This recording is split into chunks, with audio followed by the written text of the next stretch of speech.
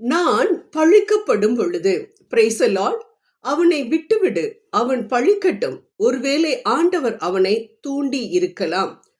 என் துன்பத்தை பார்த்து ஆண்டவர் நான் பழிக்கப்பட்டதற்கு பதிலாக எனக்கு நன்மை செய்வார் என்று தாவீது தன் பணியாளரிடம் சொன்னதை நாம் 2 சாமுவேல் 16வது அதிகாரம் 11 மற்றும் 12ஆம் இறை வார்த்தைகளில் பார்க்கின்றோம். தாவீது அரசர் தன் மகன் அப்சலோமுக்கு பயந்து அவனை அடர்ந்து தப்பி எருசலேமை விட்டு வந்து கொண்டிருந்த பொழுது, முன்னால் தன்னை கொல்ல துரத்தி கொண்டு வந்த சவுலினுடைய குடும்பத்தானாகிய சீமேயி என்ற மனிதன் தாவீதை பார்த்து பேசுகின்றான். நீ இரத்த பிரியன், போ போ என்று தகாத வார்த்தைகளினால் அவரை திட்டி அவர் மேல் கல்லெறிகின்றான் என்று நாம் இங்கு பார்க்கின்றோம். அப்பொழுது இந்த தாவீது அரசர் சொன்ன வார்த்தைகள் தான் இவை. என் மனதுக்கு பிடித்தவன் இவன் என்று தாவீதை குறித்து பெருமையாக பேசின ஆண்டவர் நிச்சயம் தாவீதிற்காக ஒருவேளை இறங்கி வந்து சீமேயை அடித்திருக்கலாம் அல்லது கொன்று போட்டிருக்கலாம். தாவீது மட்டும் ஆண்டவரிடம், ஆண்டவரே அவனை கவனித்து கொள்ளும் என்று சொல்லியிருந்தால், ஆனால் தாவீது அப்படி சொல்லவில்லை. மாறாக அவன் பழித்த பொழுது, அவன் திட்டிய பொழுது அதை அப்படியே ஆண்டவரிடம் கொடுத்தார். நடந்தது என்ன?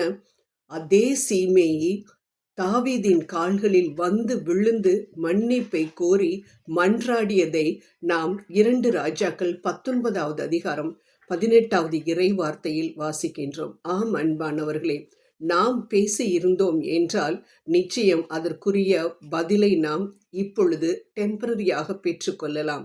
ஆனால் ஆண்டவரிடம் நாம் அதை விட்டுவிட்டோம் என்றால் ஆண்டவர் எப்படியாவது நிச்சயம் நாம் அவரது பிள்ளைகளாக இருக்கும் பொழுது நமக்காக வழக்காடுவார்.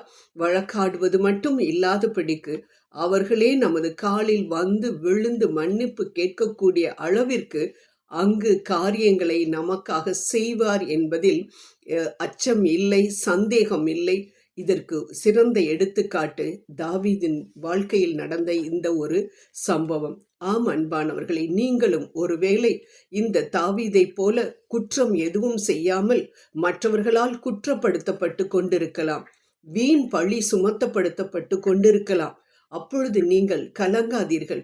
அநேக நேரம் எவ்வாறு இந்த அப்சலோமுக்கு பயந்து அவர் வந்து கொண்டிருந்த பொழுது இந்த சீமேயி அவரை பார்த்து திட்டி கல்லெறிந்தானோ, அதே போல நாமும் கூட ஒரு துன்பத்தின் பாதையில் நடந்து போய் கொண்டிருக்கும் பொழுது, மற்றவர்கள் நம்மை புறம் கூறும் பொழுது, நம்மை குற்றம் சாட்டும் பொழுது வேதனை அதிகமாகும்.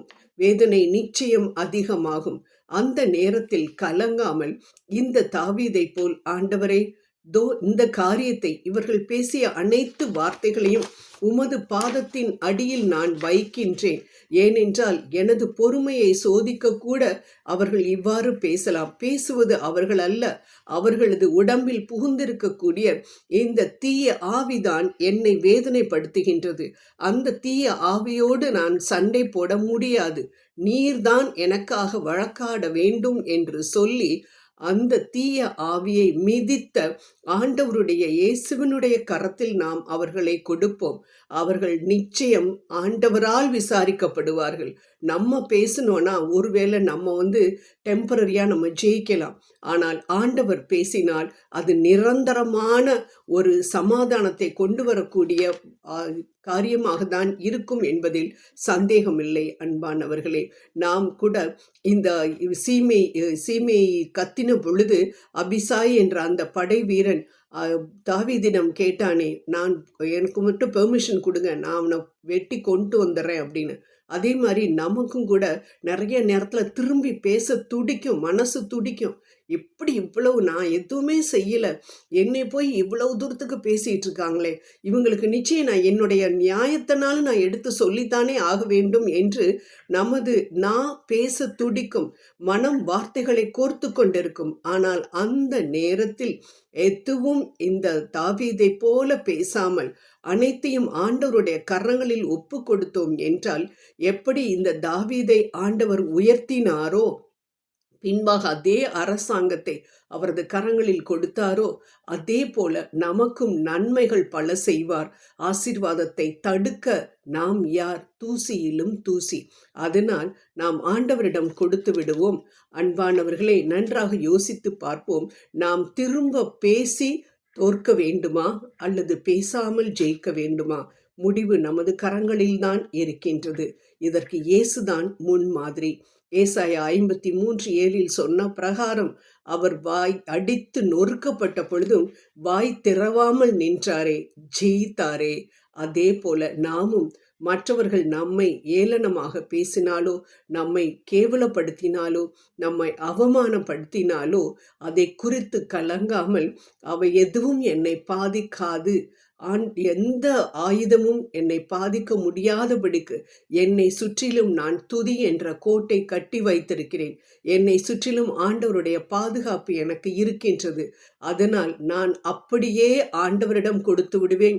அது என்னை தைக்காது, என் மனதை வேதனைப்படுத்தாது என்று சொல்லி அந்த வார்த்தைகள் எல்லாவற்றையும் ஆண்டவரே இதோ உம்மிடம் அனுப்புகிறேன் என்று ஆண்டவரிடம் அனுப்ப பழகி கொள்வோம். அதையே நமது வாழ்வாக்குவோம். மற்றவர்கள் நம்மை பிழைக்க தெரியாதவன், பைத்தியக்காரன் என்று உலகம் நம்மை பேசலாம். ஆனால் அதை குறித்து கவலைப்படாமல் ஆண்டவருக்கு பிடித்தமான பிள்ளையாக அவரை போல வாய் திறவாமல் நிற்போம். நிச்சயம் ஜெயம் பெறுவோம். ஜெபம் செய்வோம். அன்பின் ஆண்டவரை தகப்பனே, அப்பா இதோ மற்றவர்கள் என்னை பழித்துரைக்கும் பொழுது நான் பேசாதிருக்க எனது நாவிற்கு கட்டளையிடும். அனைத்தும் எனக்கு நன்மைகளை கொண்டு வரும் என்ற நம்பிக்கையில் நான் உம்மை இப்பொழுதே தகப்பனே உமக்கு நான் நன்றி செலுத்துகின்றேன். ஆமேன்.